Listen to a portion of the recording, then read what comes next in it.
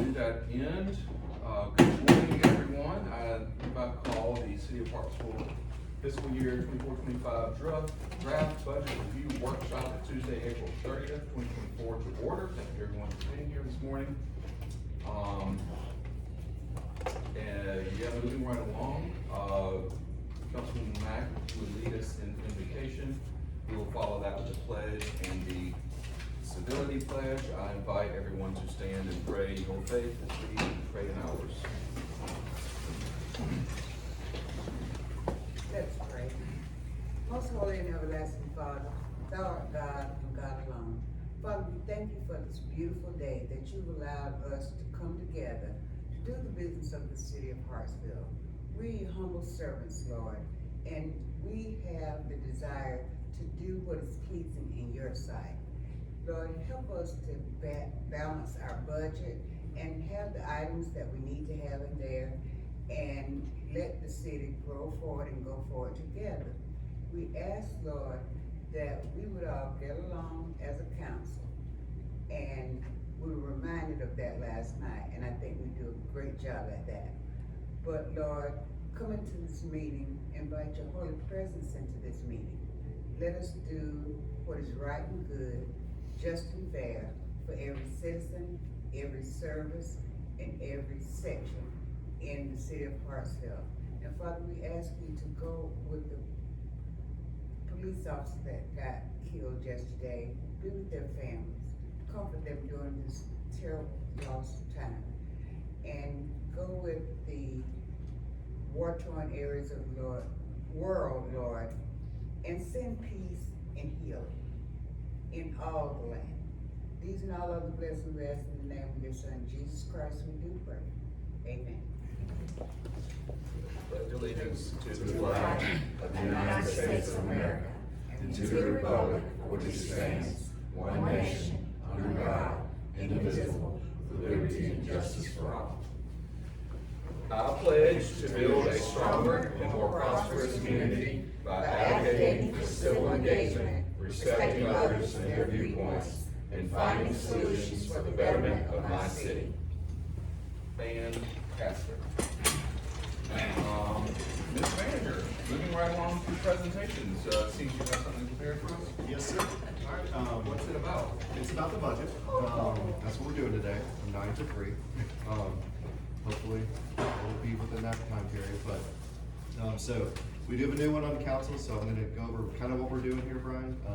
This is for your benefit, but everyone else's as well. So we're going to go through. First, we're going to talk about I'm going to talk about some highlights. Then we're going to talk about the revenues.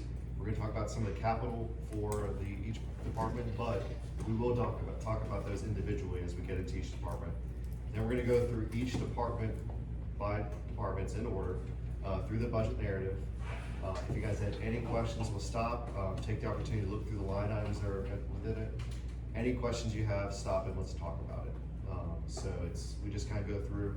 Hopefully we'll be done with Fund 1, which is general fund, by lunchtime, and then we can have a lunch. We can either work through lunch, whatever you guys prefer, take a break, and then we'll jump right into Fund 2, which is sanitation, or not sanitation, utilities, water, sewer, Neptune Island, and then jump into the other funds as we go through. Anytime we want to go back and forth, we'll talk about things.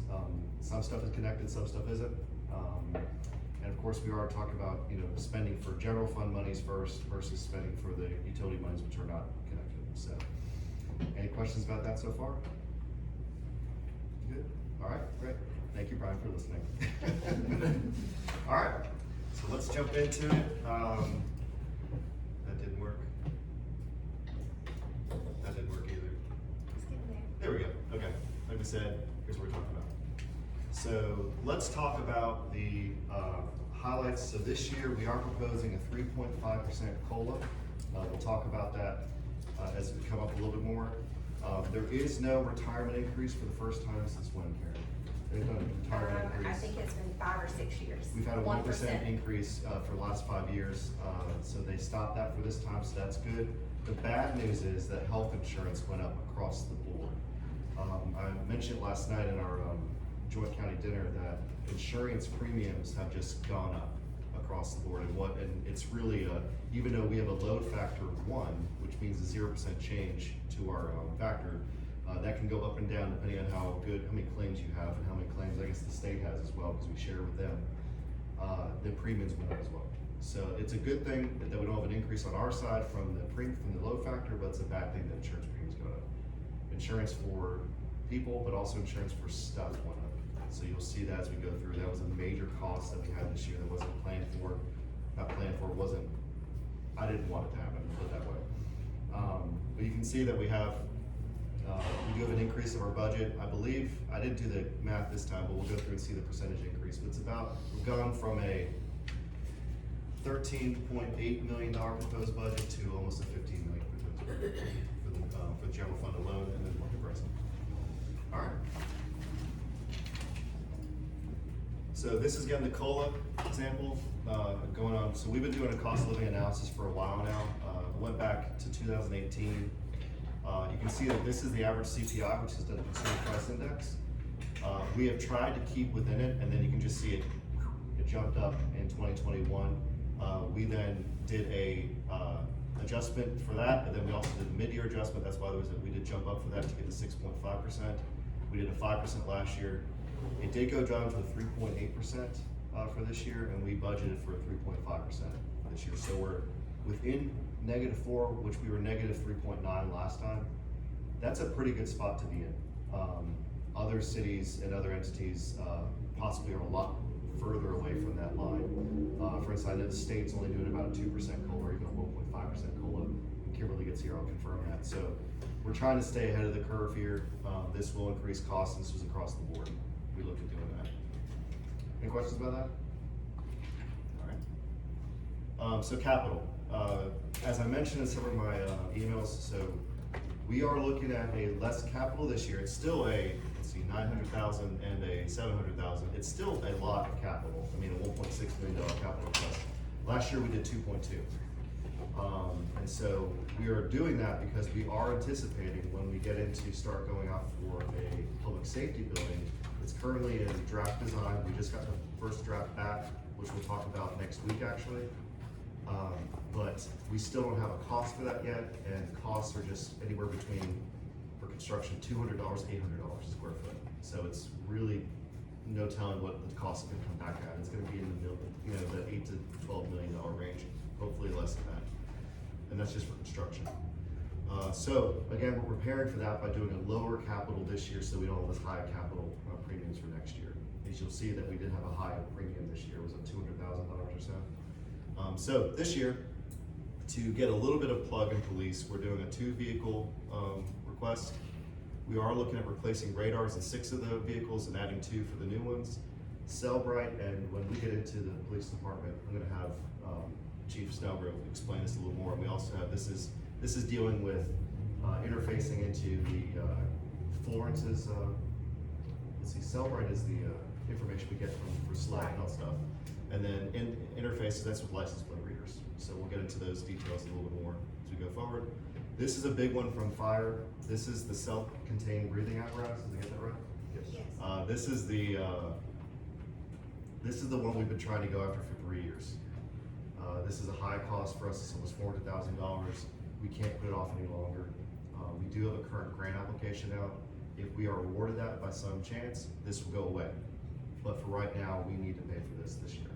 So that's what we've been doing. We knew this was coming up. We pushed it off as long as possible. And we have to know, we have went for the grant before. 3 years in a row. That's why I don't feel very confident in that, so we Yeah. went ahead and loaded it, because I'm anticipating that we'll have to pay for it. It typically goes to rural departments, I would say, and bigger departments. Is that what you would say, guys? It's just whoever's got the best writing ability and with that, they did cut the SAFER and AFG grant by 10% this year each line, so they're trying to put that back in the budget. So Gotcha. Okay. And it is a federal grant, which are very competitive compared to state grants. Well, we're gonna call those things be not as though they were. That's right. So we're gonna get. That's right. That's right. That's right. Moving on to Parks and Rec, AC units have reared their ugly head again. The gym has 6 units. If you recall, we had 6, it went down to 2 working. We then got 2 new ones. We then robbed Peter to pay Paul on 2 of the other ones. Those are starting to go down again, if not already in that bad shape. So we are looking at doing some work right now but we're proposing 2 more AC units, that should say 2 next year for replacement. We also are looking at doing some mowers, and then also looking at pod 1 roof repair. And that's one of the pods are out there. Recreation, we haven't done many capital requests for recreation in the past, so this is what we're trying to get some love for them. The big one for streets and grounds, which is in general fund, is a street sweeper. So we are looking at getting away from the contract for the street sweeper, which is a $54,000 investment every year for the city, going with our own street sweeper. And that street sweeper that we contract really only does the downtown area. In some areas, hit or miss as we go. The street sweeper with a dedicated staff to do it, and we have a staff ready to go for that, will be able to do every street in the city at some point. So we're gonna be developing a new street sweeper program. This is the kind of the final piece to the LEAF initiative that we did to get those gutters clean, and it'll help in the final piece. So we're very excited about this. We think it's gonna be a really good addition to our city. It's not a leaf vac. We did go with an impellerless one because we know the issues we've had with those. So this is a true street sweeper that's gonna clean the gutters. Okay, if this project goes through, so based on the current staff, we have to hire additional. No, so we have a staff member that we can restructure to this position, and it's already ready to go. So Our this- hold off has been that we didn't wanna add a staff for it, but Philip had a way to restructure and make it work where we're not gonna have to hire additional staff. Okay, we say every street in Hartsville, I don't think you're gonna get every street in Hartsville, but based on some of the conditions of some of the streets in Hartsville, I don't see where a street sweeper would be an advantage. A lot of streets in Hartsville do not have fully. Our capital lease payment is probably less than what I'm paying them a year, and then we'll own it, versus we would have access to do certain streets, whereas right now we don't. Well, I see what you're saying, that there's potholes and things like that, and there's no Absolutely. gutters, and so that's. Some have no sidewalk. Absolutely. But Well, it does hit the gutters, it works best against the curb, but it does work, just doing general flat streets. So if there's any repairs that we make, then we work with SCDOT on that. So, that's kind of a secondary problem to what we're trying to get here, but the overall goal of this thing is to help out with streets, gutters across the city. So Dane, would it have like the brush that would be Yep. on the side? It's a brush that goes around the vacuum that sucks up, and there's also a water component to it. Okay. Have you ever seen the one at the Cotton Gin Heat? No. Well, you know what a haboob is? It's a big, huge dust cloud Yeah, yeah. on Sump Avenue. You're talking about the brush that goes on the front Yeah. of the skid steer, so that is done for commercial construction, that is to keep the, typically with any type of stormwater issues are going on, so they get the dirt up. It does suck up a lot, but it sends up a huge plume of smoke. This does not do that. Okay. This is a small contained with the vacuum. There's no vacuum for that brush, the one that's going on, so I know exactly what you're talking about. Yeah. But this thing is designed to be a small area. It's doing one side or the other. It's open here. Does it have both sides? You can drive on the switch steering Yeah, wheels? well, so the steering wheel's on the right-hand side, which is better for operations, but it can go to either side. It's gonna have a broom in the front with articulating arms, so you can extend it out in either direction. Then it will have 2 brooms on the side in the middle of the truck, and then a broom in the back, and then essentially like a dustpan to pull it up in. What you're talking about at Cotton is actually called a broom truck, so it is not meant to sweep and suck it in.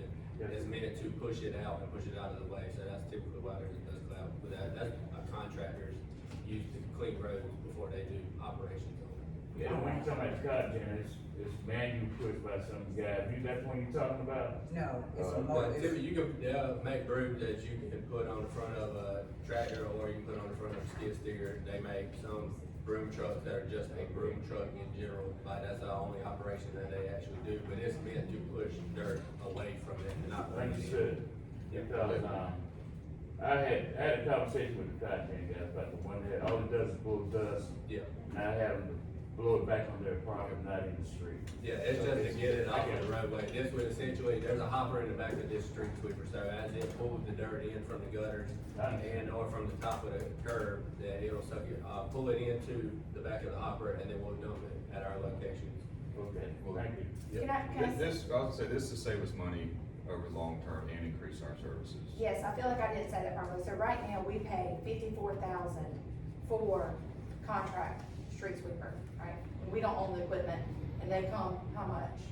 They come every week, but. Well, what time do they come? Early in the morning, probably before your. People sitting out looking for them.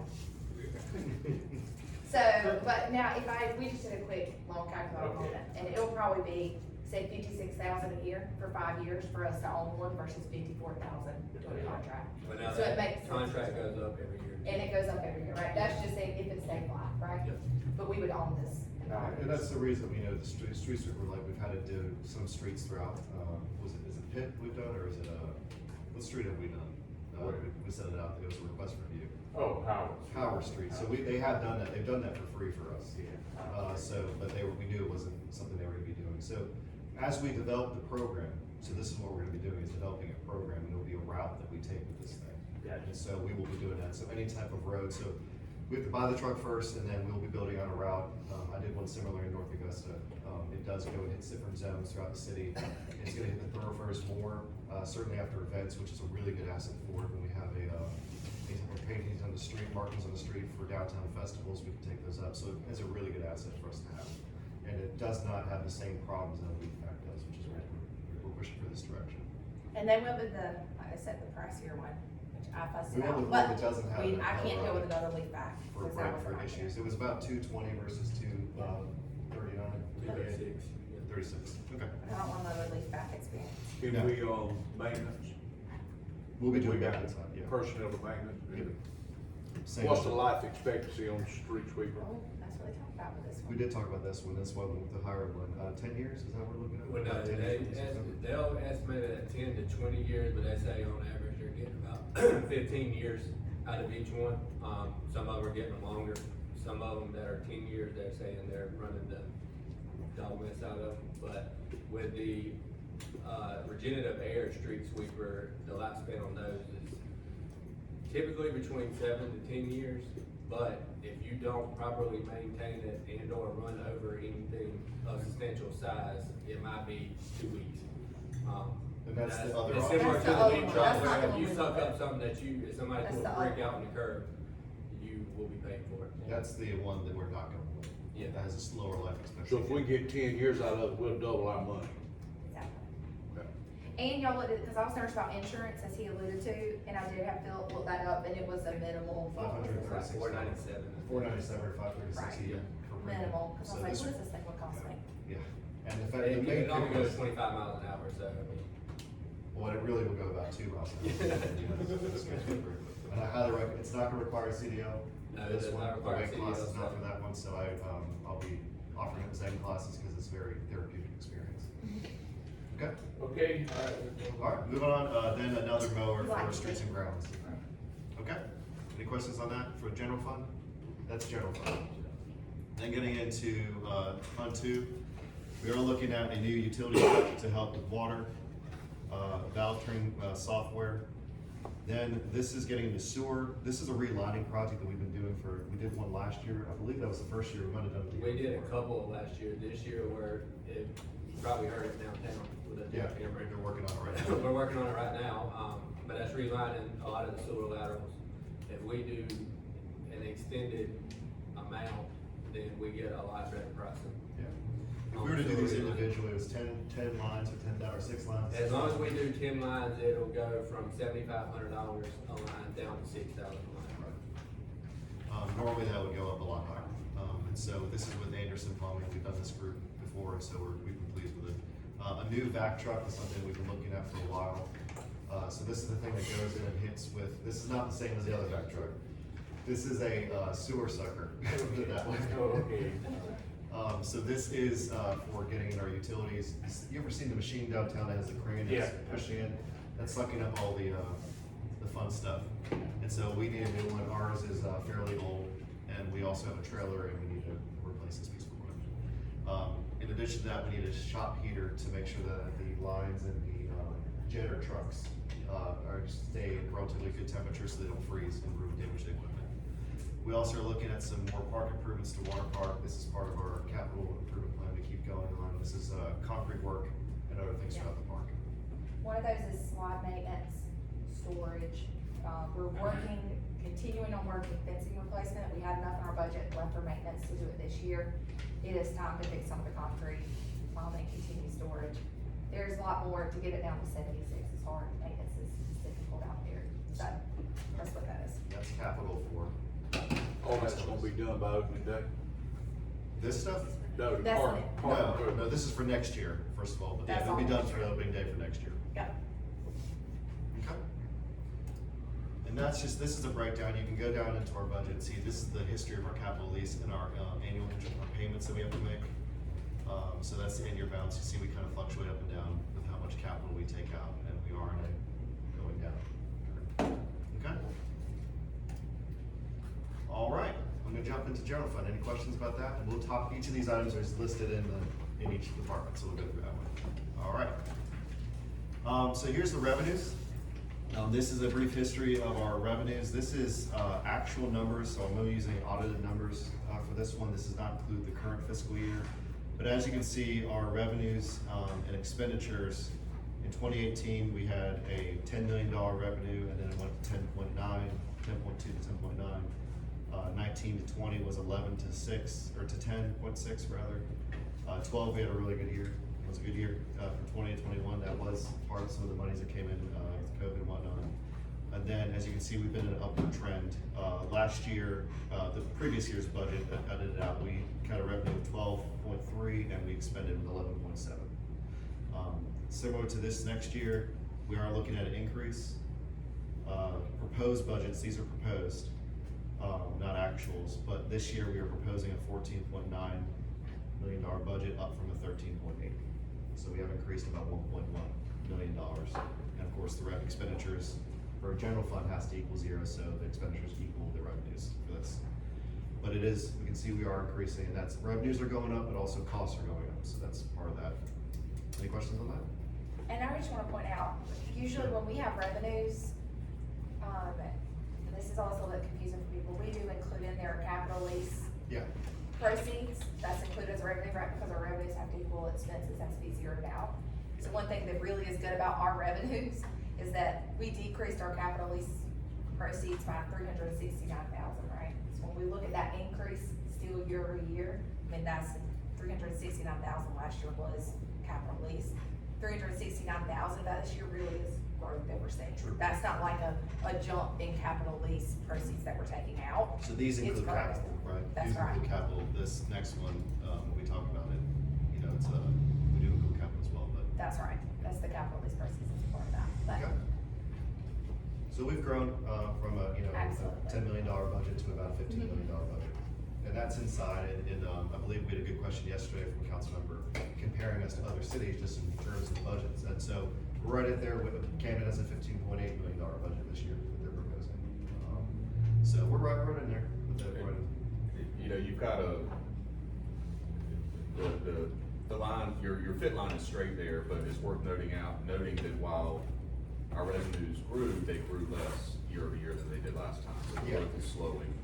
Absolutely. Yeah, we're seeing it start to plateau a little Which bit. is, not surprising at all, but, No. just to, I think we can expect that, I would expect that trend to continue, that our growth will continue to slow. Well, and one of the big things we didn't mention, and this, I didn't mention the highlights, that we did not propose a tax increase. So again, that is one thing, but that is a solution when you start seeing costs increase, when your revenues start to flatten, you do have to start looking for other ways. So our taxes are, as you'll see in this slide, are 49% of our income. So we have license permits in 3s and 33, intergovernmental agreements 2%, sales and capital assets of 3, and operating transfer, and that's from the utility fund is 13%. So And hospitalities. and hospitality, yeah, gotcha, thank you. Yep. So taxes again is a major chunk of our budget, but we are not including a tax increase for this fiscal year. All right, so this is gonna be a good breakdown of the expenditures across all the departments. As you can see, this is what all of general fund entails. This is the bulk of our, operating expenditures, what's going on in this general fund, the 50 million. This is a good chart to show what we spend as far as it. So, public safety, police and fire is the largest chunk at 39%. You guys saw an email yesterday, that's right in line with what other cities were spending. Camden was about 40% of their budget. Sherrall was 45 and Darlington was 47. But, for instance, Sherrall has a $9.5 million budget total for general fund. And, I think Darlington's about 7.8 million budget. And I don't know exactly what they offer versus what we offer across the board. So it's not really apples to apples. I just want to give you guys that comparison, but we're right in there with what we do. General government, which is largely everything but police and fire, and facilitation and whatnot, and recreation is the 33 largest of the chunk. Public works is just streets and grounds. So that's what we're talking about, it's 7%. Cemetery is 1%, but that's as you saw, increase from this last year. And culture and recreation is 5% of our budget, and then you see the airport's 1%. So that's where our money's going, into all those different areas, okay? Jane, Ma'am, what's the population of Canton? they're about 8,000. Go ahead. 8,213. Thank you, that's right. And then you're comparing apples to apples, that's all right. It's not true apples to apples. In fact, so if you look at actually their trade area population, so that's what I go with is population. Our trade area population is about 40,000. Their trade area population is 80,000. Because they're staying farther from Columbia. Yeah. They get so much traffic. They get a lot more traffic than we do. That's why they get triggered. Housing development. That was 20. Or do they? They don't have one yet, see? Okay, that's good. Okay. All right, let's dive into all the buttons. All right, so if you go to page and wants to follow along, this is the best part.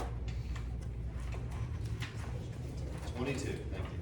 And I will, thank you, all page numbers for me. So you're in charge of Cassie for several of our council members' sake, including Pete. Yeah. Okay, and if you have any acronyms I need to define, let me know.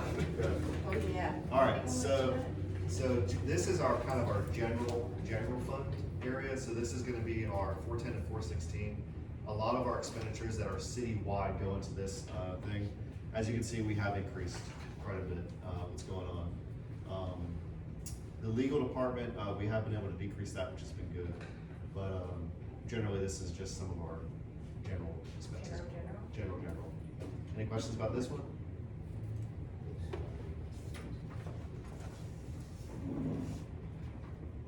A lot of our maintenance contracts are in here. There was a question, line 410, 445, about trees for tomorrow. That was brought up in an email yesterday. So trees for tomorrow are gonna be do $7,500 to, similar to other entities like PDRTA. It increased in 2021 from 5 to 7,500, I believe, requested with Councilman McGee. And so that's just one that came up yesterday. Which one, about trees? Trees for tomorrow. Yeah, I'm glad you brought that up.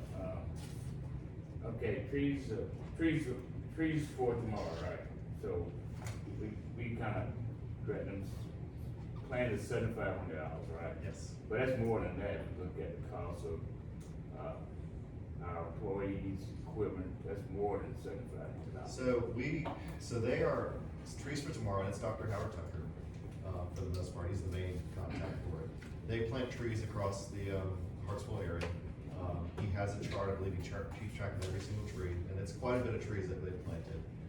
We have worked with them kind of with in-kind contributions by essentially lending our arborists to them to use, and we lend him quite a bit to do all that work. But the monies that they raise, I don't know if they have a foundation or what the idea is, but I'm not sure what their general operating costs are, how much money they spend every year. I don't believe we have an active contract with them. I believe this is just a legacy agreement that we've had in place for several years. Okay, here's the issue I have with that. Not knowing about any of this, I just happen to know that as a concerned citizen. Sure. When I first saw it, I thought the city was cutting trees on College Avenue. Let me cut through the chase. So, this year I noticed, they did West Home Avenue, Pool Street, Field Street, Coker. And I'm going like, why didn't it go down 6th Street? To me, that's a main thoroughfare artery. So, I wonder what's up with that. So, the city don't have any say where you trim these trees at? So we trim trees throughout the city, but they spent $25,000 this past year, and this has been a plan they've had for quite some time. Well, we need to look at that trim plan, because I get a lot of flack from people in South Hartsville about trees whom they claim they were planted by an organization many years ago, and no one comes to provide service or tend to these trees. It's quite possible that trees for tomorrow are planted. I'm not sure. They do plant trees sometimes without discussing with us where they're planting them. Yeah, I went through it, Sacramento DOT, the county, even you. Mhm. So, I think we need to have a talk with Mr. Tucker. or whatever organization it is. I'm fully fine with going That's- forward, that's- at least that's- planning with the new. So personally, I would prefer, as with everything that we've been doing here, is I want a valid contract. I do not like legacy agreements, handshake agreements do not fly. And so this is one of those options that's kind of been it's been a relatively low investment, but over the years, it adds up. It's $7,500. And we have organizations now coming to us like PDRTA who's requesting money. And so the dollar's worth something. So I have no problem with going through and finding a contract, reviewing the services that are being offered that the city is contributing to, whether or not the city wants to maintain that relationship going forward, or if they want to amend that relationship going forward. You guys have every right to request that and to see it. So if that 7,500, could it be contingent on a contract? It could. Yeah, so I had Chastity reaching out, we're gonna just go ahead and jump on it, cause I've asked for it in the past, Sharon did help me in the past on that, because I said, y'all at least gotta send me an invoice, cause I get the call each year, send me my check. I'm like, why am I sending you a check? I don't know who you are, like, I need something. And so I do get a letter, Terry's done a great job of requesting something from them, but I actually, we're just gonna go ahead, we're jumping out on MASC, gonna send out, does anybody have examples of what they've done with Trees for Tomorrow, cause we're not the only city. Let me see if they have any agreements or something that we can work off as a basis, because I completely agree, we need an agreement in place on that. And I'm glad you guys, we picked up on it. It's been one of those things that Yeah. it's been on. We've been working towards it, Yeah. so we get like a letter or an invoice or something to have attached, before we just send the check out each year, we've gotten to that point. But I think it's fair, now that we've increased organizations that we work with, like PDRTA, House of Hope, where we do require an agreement, it's acceptable to ask for something in writing. Alright, thanks.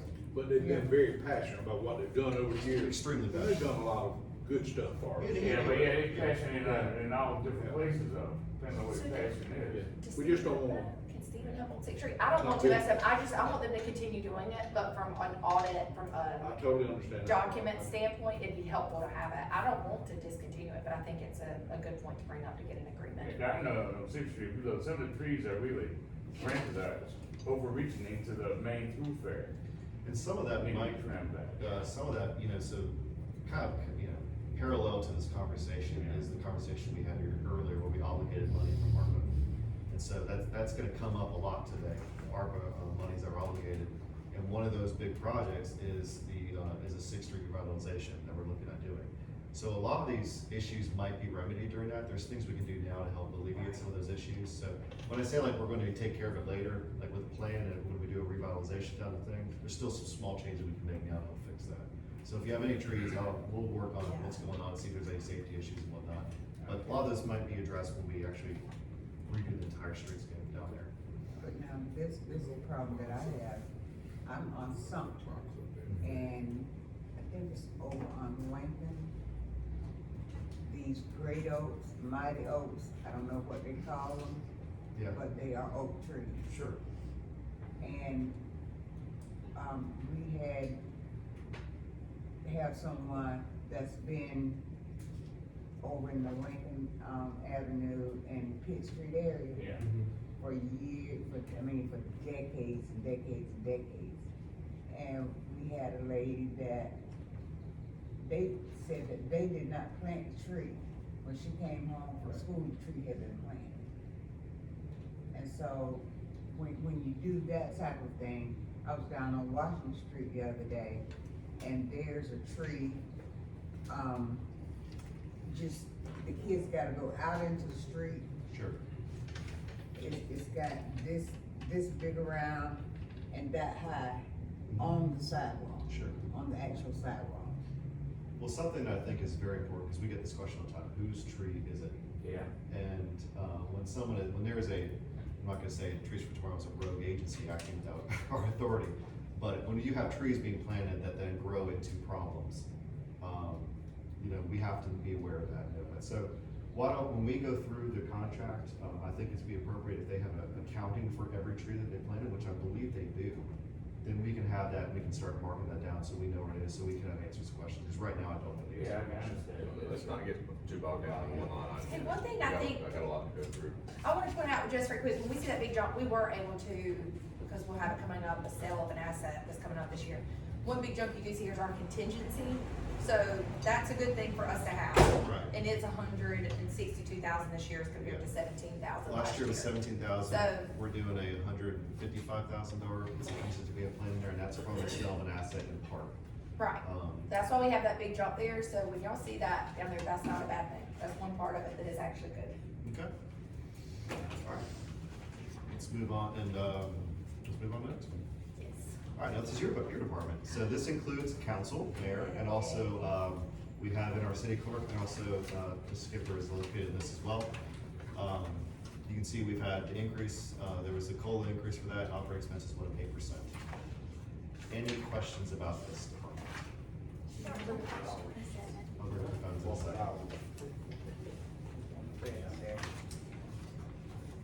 One area we're looking at,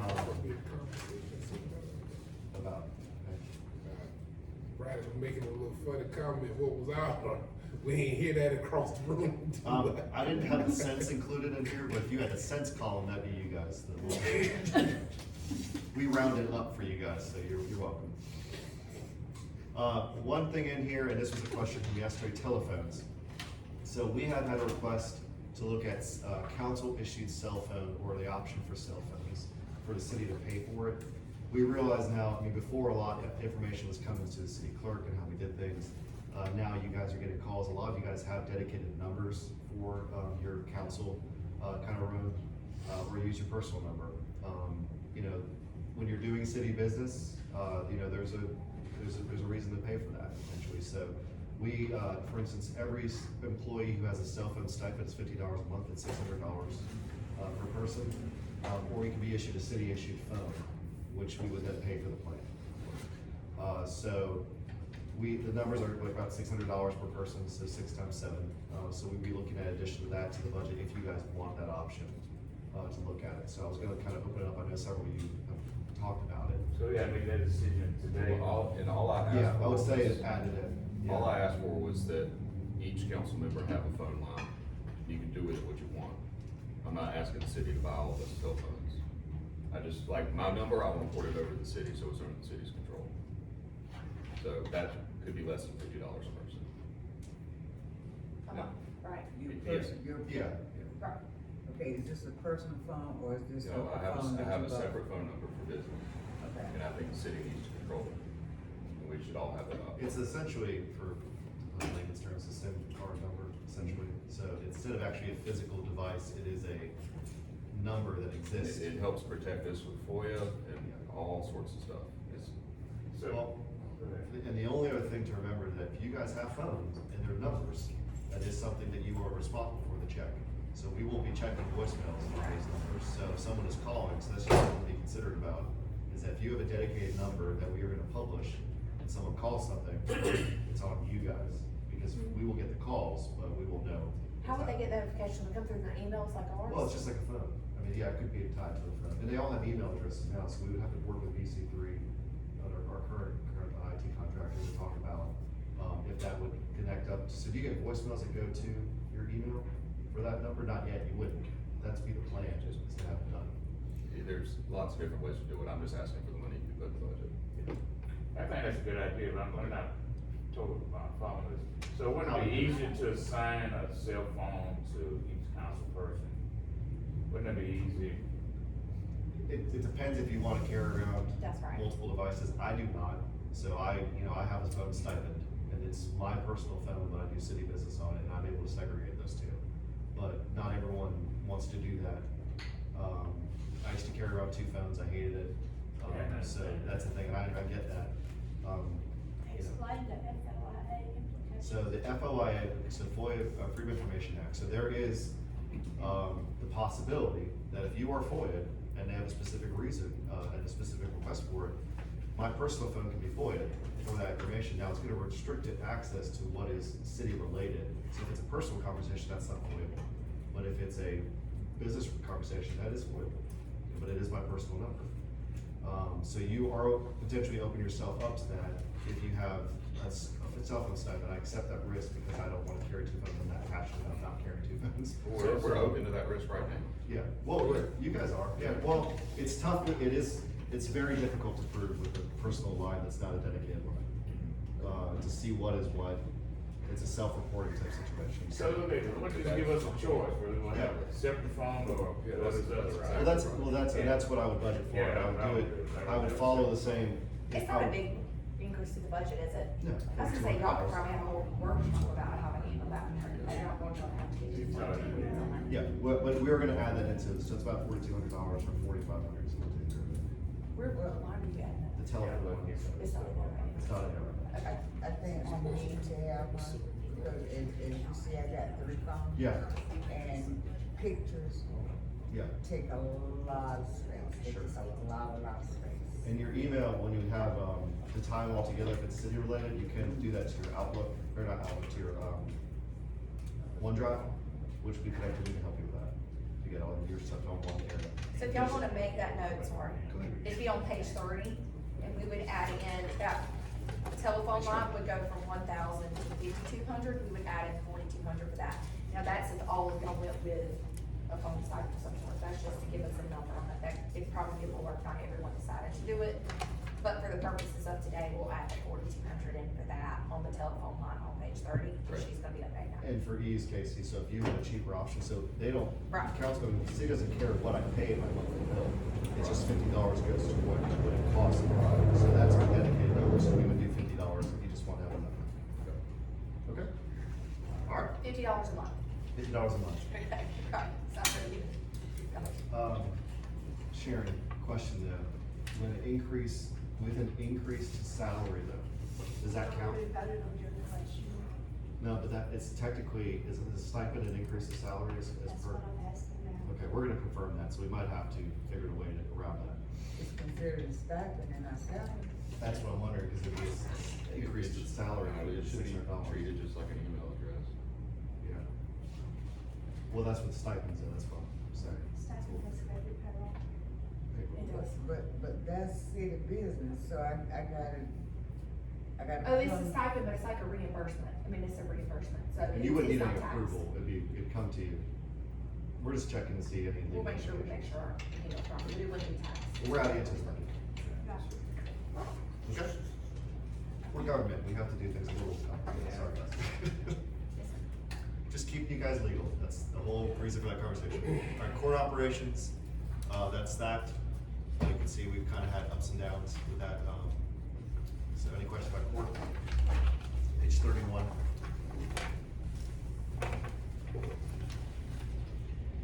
So, how is the court working right now? We're gonna talk about that. Executive session. Okay, This is just for funding, this is the staff for that, not. all right. That's right. Yep, okay, any questions? No. All right, moving on. City manager, this is me, and Karen, 34, page 34. One thing, we did make a decrease in the Trainings. trainings, because we were seeing that as we went through and found out ones that she was going to, I wasn't going to, so we made an adjustment there. But that city manager increase, or city manager budget. Any questions?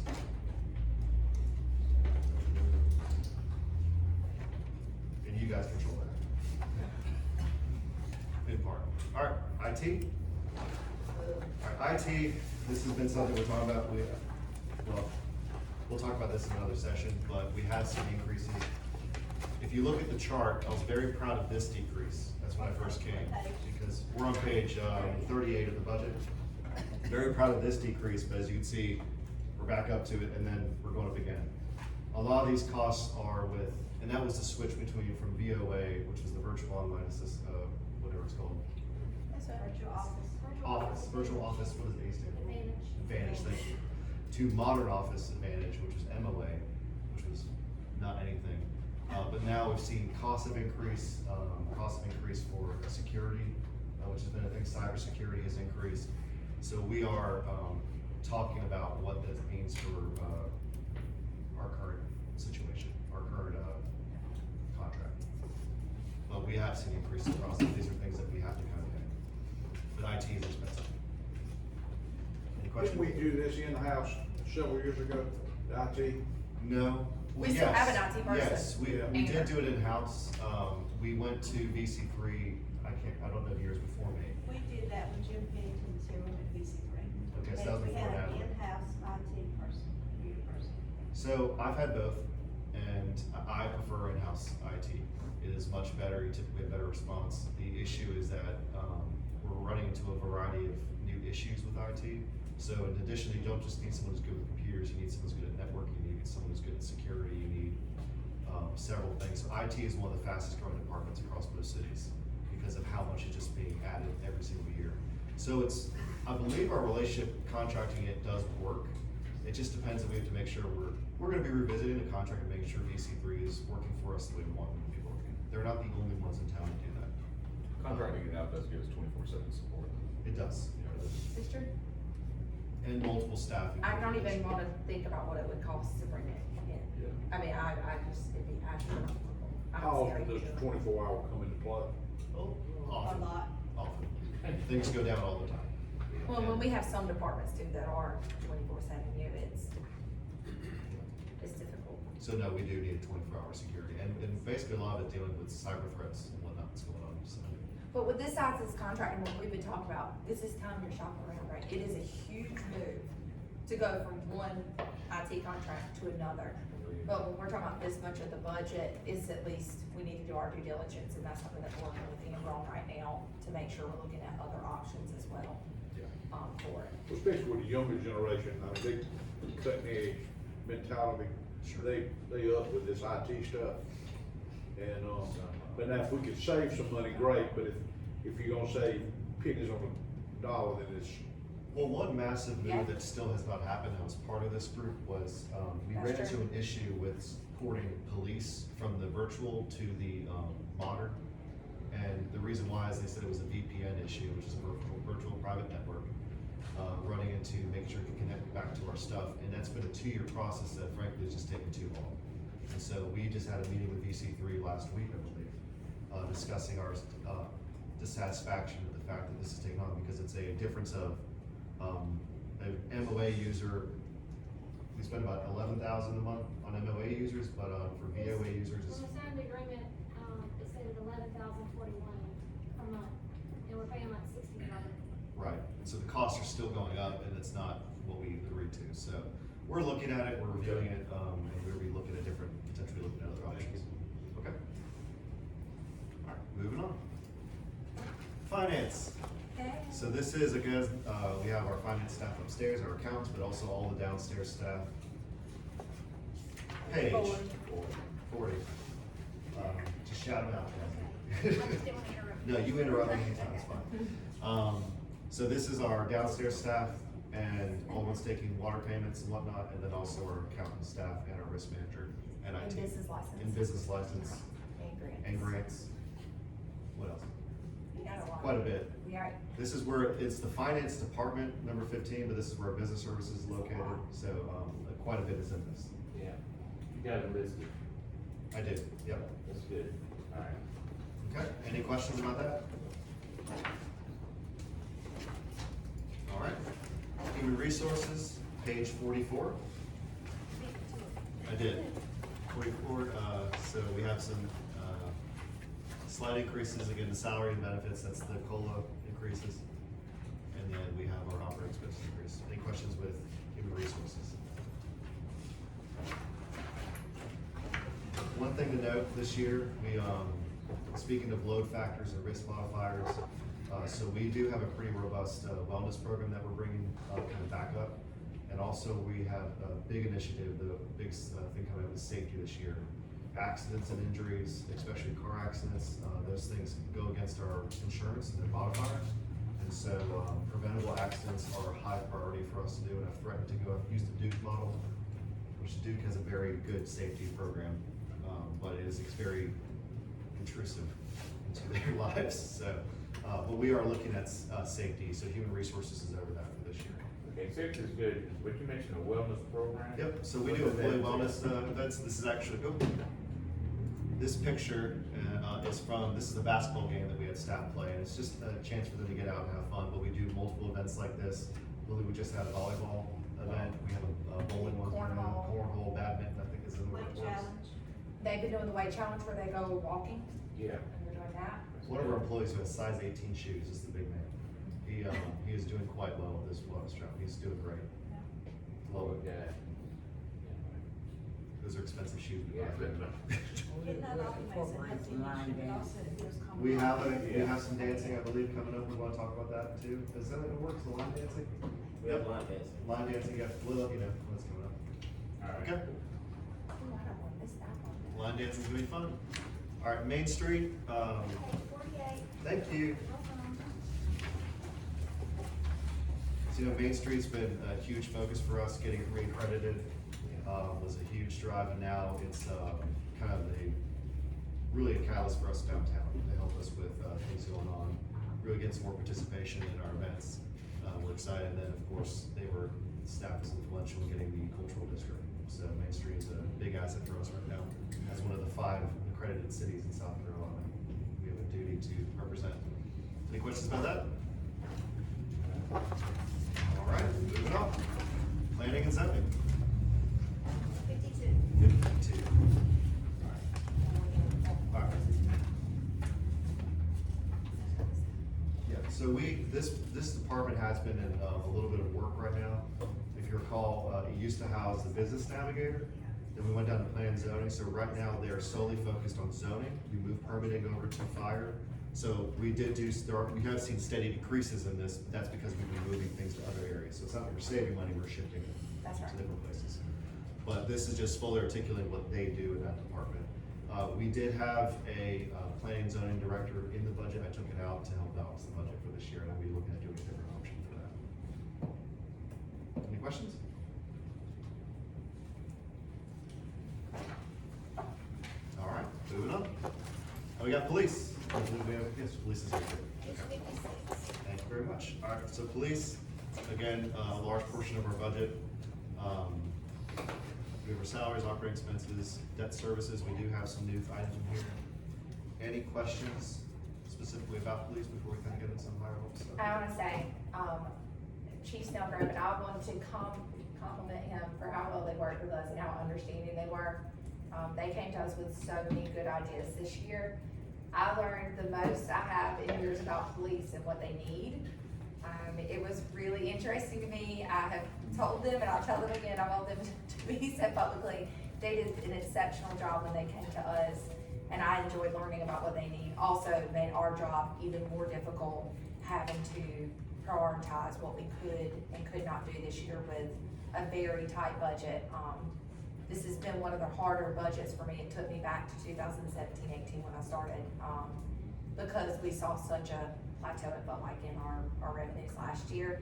But I do wanna thank them for working with us on it. Yeah, And, it's always nice to have a new and a fresh ideas come in. It's It was safe really to get good. their perspective. So we do have a list of ongoing things that we'll be bringing in the future budgets. That's right. And their understanding of, hopefully we're planning on having public safety coming in, and that will be a substantial debt payment. So they're understanding of that.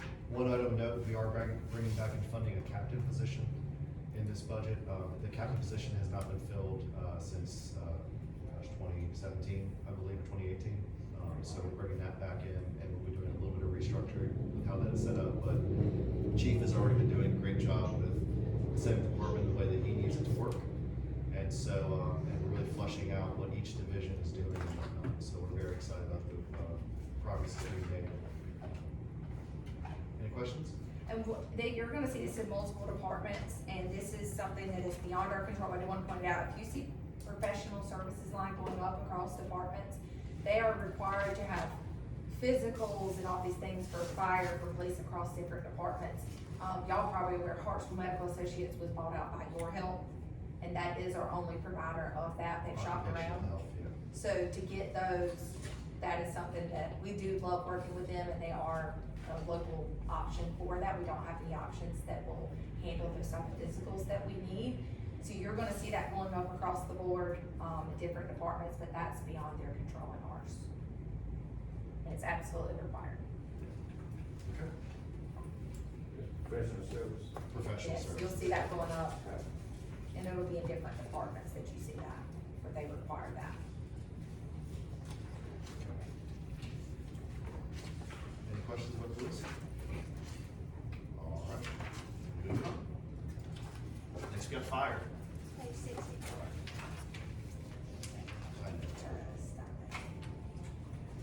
Again, fire, we have the one large capital item, that you see the increase.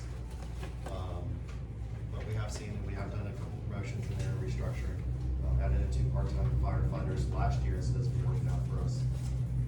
We're excited to see what they're doing well. And, one big change we are looking at doing is, looking at our business, at our building official, we're looking at that, as I mentioned before, and, moving forward with a possible direction there as well. And thank y'all, y'all are very understanding too. Fire was It not- understanding, too. It was not easy this year. And y'all see their debt service did go up this year, that's the fire engine that they have coming. Now in October? October, right. So I know they're anxiously awaiting that arrival, for that, but that's that big jump in debt service that you see there. And thankfully, they were able to get the fire truck done, through the county paid for half of that. Yes, that was that big push, you guys remember the fire district contract? That's right.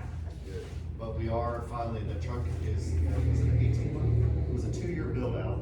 We're now approaching at the 18 months, we think we're gonna go to relatively. But fire trucks, as we've been discussing, that's gonna be something we're gonna start really planning for, because now they're starting pushing out 3 to 4 years for build outs for these I'm trucks. glad we ordered that thing when we did, Right. as long as that backlog, somebody in here needs to start a fire truck company. Yeah, yeah. That's right. Okay, any questions? All right.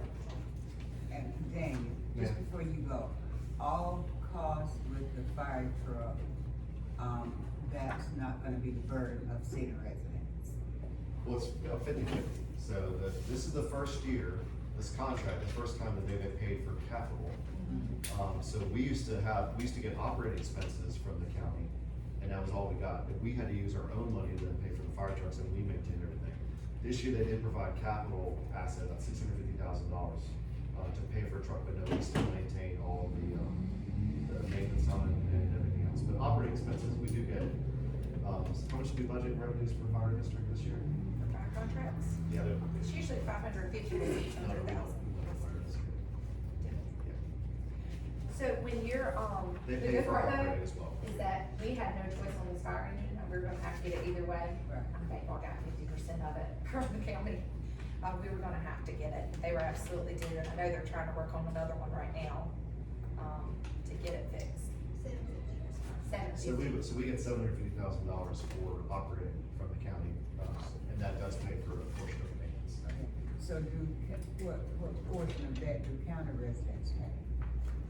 The 750. That's what we did. That's what we get. We got 750,000, and then we got the 650,000 to go towards this fire So engine. county residents are paying towards our Absolutely, operations. okay. It'd be very difficult for us to segregate, because when we do a fire call here versus out there, Oh, yeah. it's very different, but, that would have been the number impact if we had not got that fire contract. Yep. Good question. Anything else? Thank you, Mr. Teresa. Okay. Now we have marketing communications on page 70. The big thing here is that we are really, as you guys have seen, ramping up our special events. The open house went from a 1-day event that we've had to a 3-day event with a child's fair, a gala, an art and wine walk, so we have really pushed this. And one big thing we are very excited to, it's been announced already, what we're doing is a night parade for Christmas. Chief Snellgrove said he's done one before, so he got put in charge of it.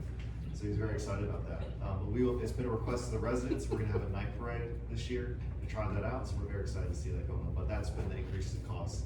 And just ramping up our marketing. We need to get into a better pattern of, as we've been doing now and versus in the past, marketing our city and promoting tourism.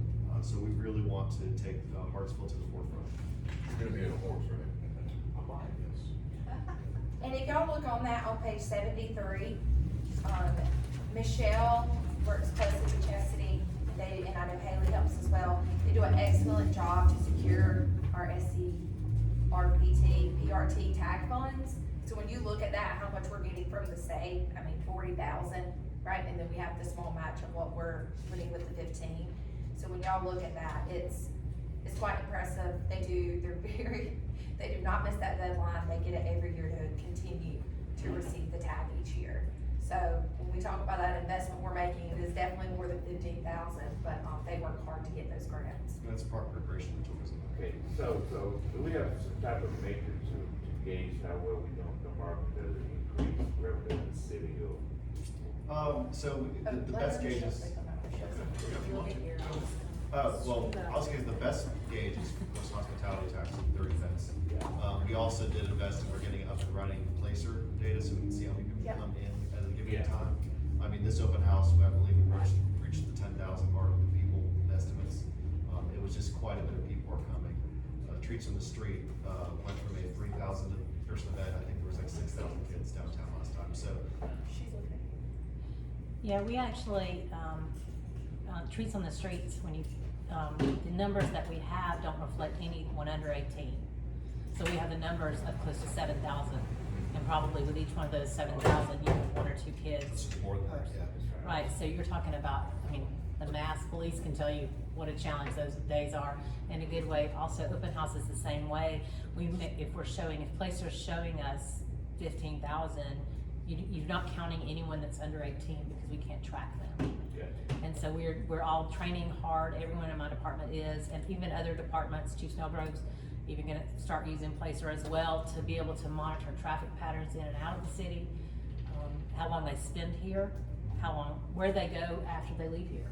It just gives us a really good perspective on where to market to. Yeah, I think you have done a good job. I really enjoyed the recent videos. I think that's pretty good. So, You're doing a great job. we really gotta tell our story. That's our story. We really are trying to dive into the reels and do more of those videos, just little things throughout. We did an April Fool's joke, which I thought was fun. I had something to do with that, That's I right. knew it, it was like, if I could find somewhere. But I mean, the main thing is that it's just telling a story and putting us out there. You never know what's gonna hit, but I will say, just as anecdotal, the number of people I've seen on the Facebook groups mentioning I'm moving to Hartsville the first time being here, that's increased since I've been here. So I think that we're gonna be able to start seeing some trackable items. A really good barometer is talking to the realtors and seeing what's coming in and all the work's going on. And you start seeing the new housing starts that are potentially proposed. That's a good indication that something's working. There's no magic bullet to any of this stuff. Maybe I shouldn't say this, but, Go ahead, just go ahead. you know, we just hang out in the bars. Now, I overheard a conversation. How people rave about coming to Hartsville. But I heard more good things from people who moved to Hartsville, I come 10, 15 years ago, say how much they love Hartsville, you know. I don't know, I just overheard the conversation, which is really good. Yeah, white natives came here for various reasons, and they stayed or came back, which is probably a positive sign, you know, so. Agreed. Well, you can thank all the people sitting in the back, they did all that, so. Oh, okay. Thanks. We try, I don't think there's a way to, I think it's important to be out there in the forefront. We don't know again, like what's gonna be the thing that gets someone to move here, but we're gonna keep trying everything we can until we do it, so I think it's working. Just keep having fun. That's right. We have been having fun, and and at the same time, we're working on hard on really big important things like public safety. Anything Yeah, else? to piggyback on what Pete said, every time I go to a conference, this weekend was mayor's conference, I get compliments of Hartsville. That's thanks to y'all, so appreciate it. All right. Dan, how about, have we inquired about maybe drones or something to show some live footage on the Yeah, internet for some of our events? police had a drone. We lost our pilot, he went to become a teacher, so we will be looking. I know a volunteer. Yeah, you'd have to get a pilot's license to drive these Yeah. things, but we could look into certainly getting some drone footage. I've We've just hired seen drones in some. the past, have we not? What's that?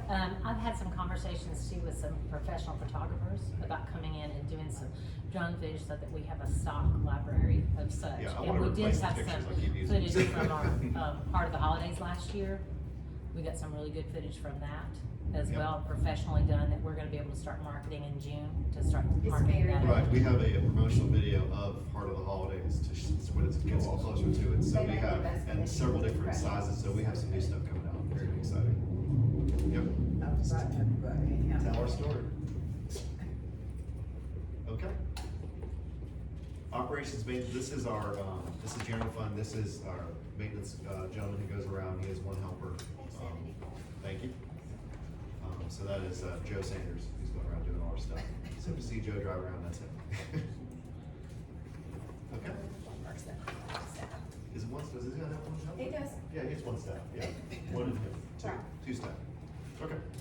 But this is under public, services. Any questions about operations maintenance? This was a new department we kind of made in 2021, was it not? Yeah, so, figuring out how to budget for it, because it's all the new stuff, and stuff breaks all the time, that's always fun. But Joe's very eager to help out. Okay, anything else? They got a job for it too. He doesn't work for council, so. I'll pass it on. That's fine. We'll get it told. All right. Parks and Recreation. Okay, this is page 77. All right. Let's give a second shout out to the wrong name. All right, so as you can tell, we have been looking at increasing this. Parks and Recreation is a really big focus of us right now. We started with the hiring of Kendrick, so hello Kendrick, here's you guy. We're very excited to have him aboard. But we are really looking at what we can do with Parks and Recreation to benefit our residents.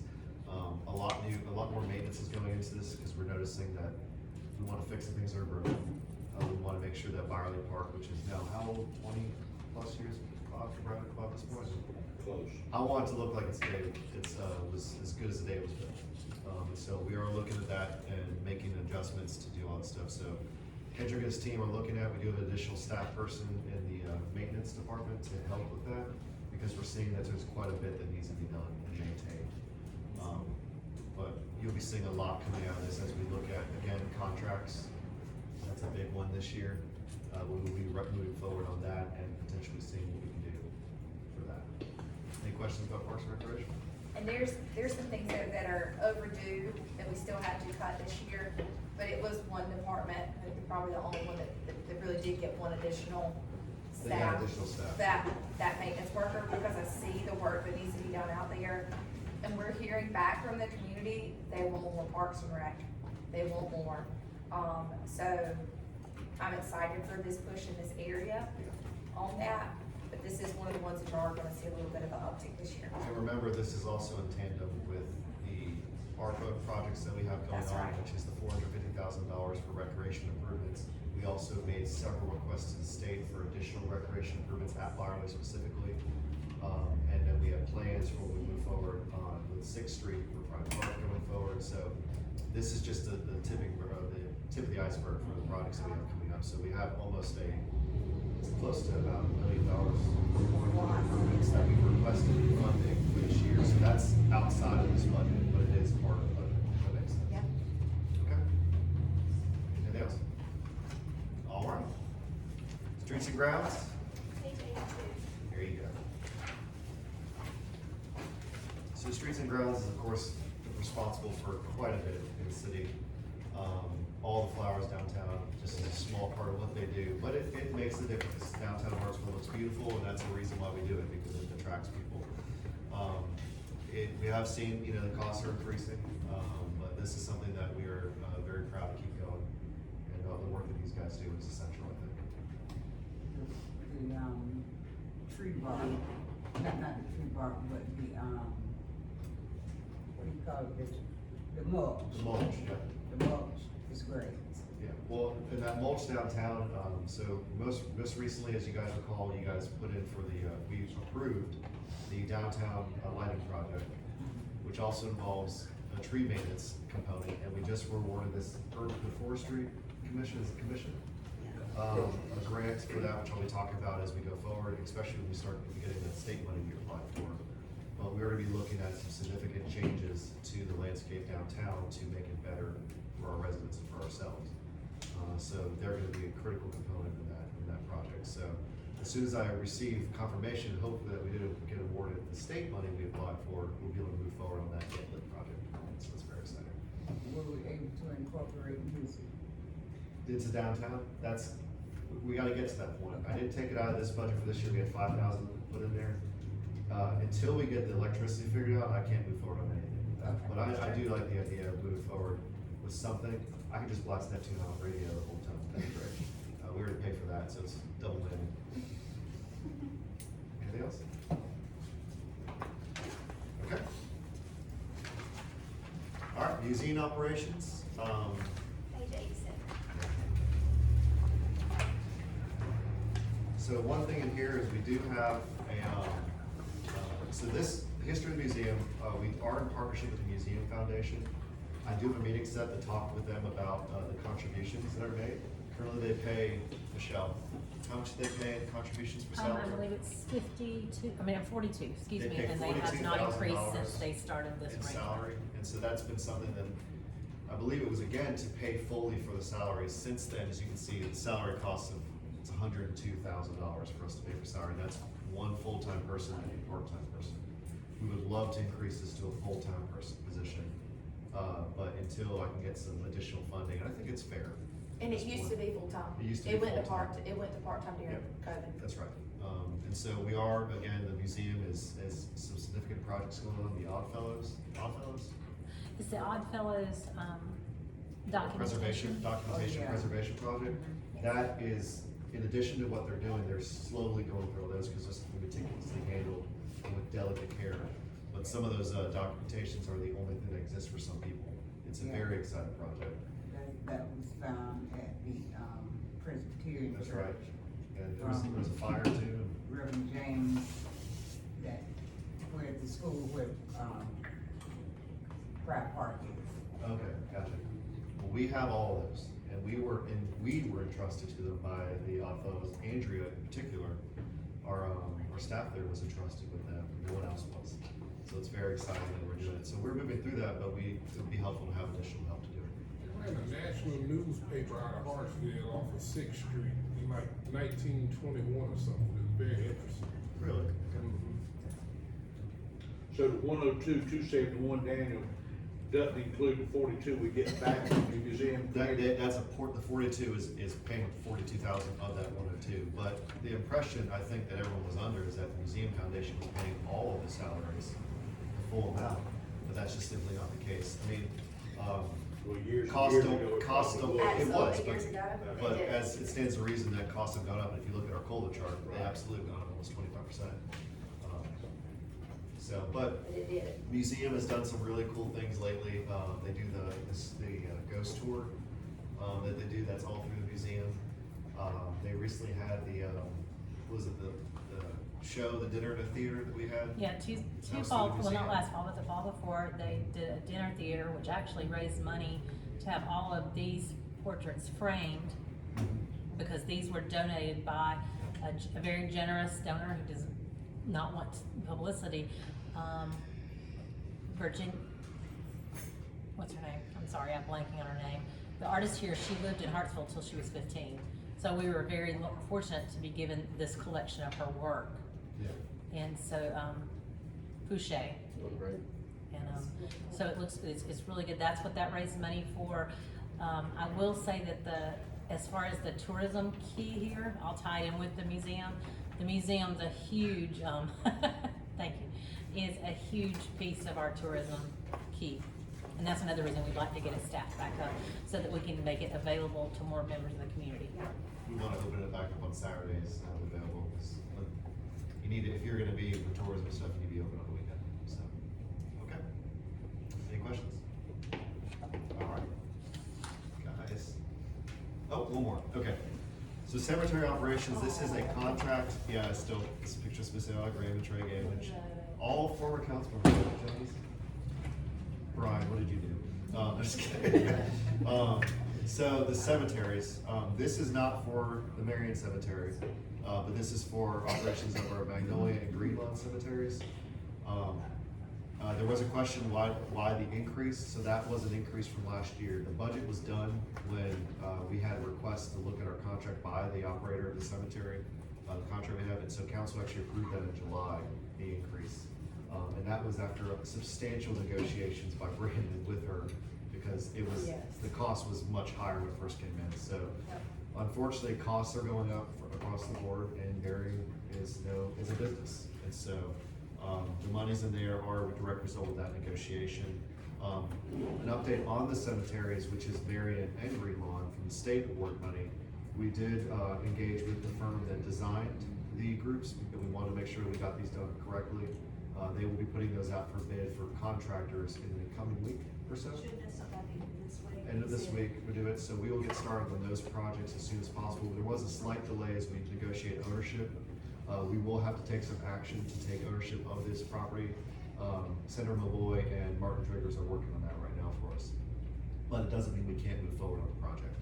So we got approval to move forward. As soon as we got the word, we jumped on it and we are going after the money. And again, that was $486,000. I think it was right at almost $500 they gave us to do improvements around Marion to encapsulate and protect it. It's gonna have ornate fencing and also historical features such as I'm looking at doing some sort of plaque that's gonna show who's buried. We wanna do a phase 2 out there, which we'll cast again state money for, is to start identifying and doing some sonar to determine who is in that cemetery. Cause the work that's been done already to identify who's in it has been substantial, but there's still unmarked graves. So we will be doing that stuff. That'll be a future project. Right now, the goal is to protect it. That way, if you guys have any interest later on to do anything with Lincoln Village, which the city owns, the cemetery will be protected from that, because right now there's no barrier between the two. Green Lawn is also getting a facelift, with some, improvements to the surrounding area, and we did find out that we do own that portion of Campbell Street. So we'll be looking at doing some stuff there, and that would be a potential phase 2 or phase 1. What portion is that? The portion that is the bad portion. Is it around the corner? Really? We don't own all the way up around the corner. We found out that right up until about We own straight in and dead in. the dead end. the Oh, dead from ends. Washington Street? Washington to Straight dead in. in, Yeah, where the when I- pool, where the pool used to Yeah. be. Yeah, okay, thank you. So we will be looking at fixing that, Yeah. and then also, working out something with the action agencies. Yeah, community action. Because they are driving their buses, and that is what's contributing That's to right. the damage, so we need to work out some of that, but we will be, once we finally got word, because it took a long time to get a title search on it, because it was that messed up, we own it, so congratulations. Speaking of Ms. Graham, there's a profile being published today of her, and what's the name of the magazine? Golden Life. Oh, thank you, yeah, she just did an interview for it. You're supposed to get some copies delivered to City Hall, hopefully today, so keep an eye out for that. That's great. Daniel, can I interject something? Yes, of course. The entrance to the Marion Avenue Cemetery is gonna be made there, so it's very dominant on 8th Street, but that is the entrance to that cemetery since it's so far back. Yeah. And, there'll be, other aspects of it that are just gonna really make it pop. Green Lawn will have a new looking entrance as well, but most people know Green Lawn is, even though it's still back off the road.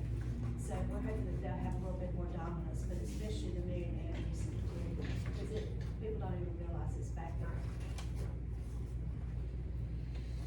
Daniel, perpetual care in this operating expenditures as well for the cemetery. Yes, that's what we maintain. Is that state mandated Yeah. %? Yeah.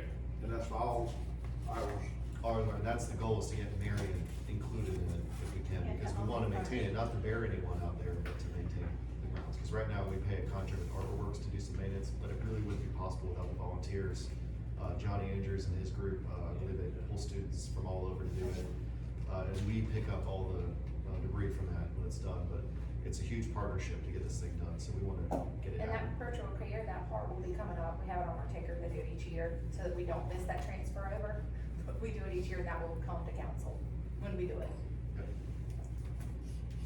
Okay. Because the fencing had been recommended, I wanna think since 1989. Somebody, For Marion. yeah, for So me. the goal is, you'll see, it'll be a brick fence with ornate, wrought iron on it. It will have substantial, vegetative buffer between it, and we actually are looking at extending it even further out, because we own almost all that entire area. There's a portion to the rear we don't own, not of the cemetery, but towards the side of it. But our goal is to make sure that if anything is ever developed on that site, because again, if you guys wanna work with someone on housing or things like that, the cemetery will not be disturbed, is the goal. Or hidden. Or hidden, exactly. So you say you're on the brick wall? It's a brick, brick fencing, yeah, it's Yeah. brick with the brick columns. This Yeah. one we went fairly ornate on because the state was paying for it. So, the goal was to make it attractive and to offer, I mean, we have, civil war, there's slaves buried in there. I mean, it is a substantial asset that we need to make sure that we're protecting. And it goes pretty far back. Yeah, I played in there as a kid. Well, that's the goal, is to keep people like you out. We had several, military, Pete on the right is buried out there as well. We're about halfway to lunch. Do you have a break built in? I think we only have one left and then we'll be able We're to, done with that would be a general good fund. stop. Yeah, cause we are. After airport, I thought we could take a break, Alright. cause we'll be done with general fund. Yep, so airport is, the next, the last fund in, general fund to look at. The big increase, what is it? 92, page 92, everyone. The big increase is our FAA grant contribution. You guys saw the email yesterday. We did put this off for 1 year. We did a gap year, as the kids call it. And, we took off from that, but we cannot risk, if we don't do it this year, we'll risk FAA eligibility going forward. This is for a complete runway rebuild, essentially, re-asphalt. Reconstruction. And it's $4.8 million, something like that. And this is a 5% match, that the city is responsible for, so $205,000. So that was, as we looked through the budget, this was a big hole that we had to plug, for this individual, because there's nothing that we can use to fund it other than just general fund money. So it's a one-time expense. And we Thank goodness our match is only 5%, right? Thank Oh, goodness. amazing. Yeah. Right. But that's big for the future of the airport and businesses being able Oh, to. yeah. Well, we, you know, the airport with the terminal we put in, Yeah. it's become, you know, the next step is to look at entrances for that, you know, for the airport. Although it's not in the city limits, I'd love to, have an impact out there and making sure people see it is, because right now there's a little airport road sign. And then you turn around, you see this essentially $1.5 million terminal out here that's beautiful. And, we would love to make sure that, we can showcase that. And people coming into Hartsville and, continue to promote it. So it's good stuff. So, is there any, runway, reconstruction or maintenance? Runway reconstruction. It hasn't been done since 19. Last one within the extension in 1996, the last major reconstruction was done in 1985.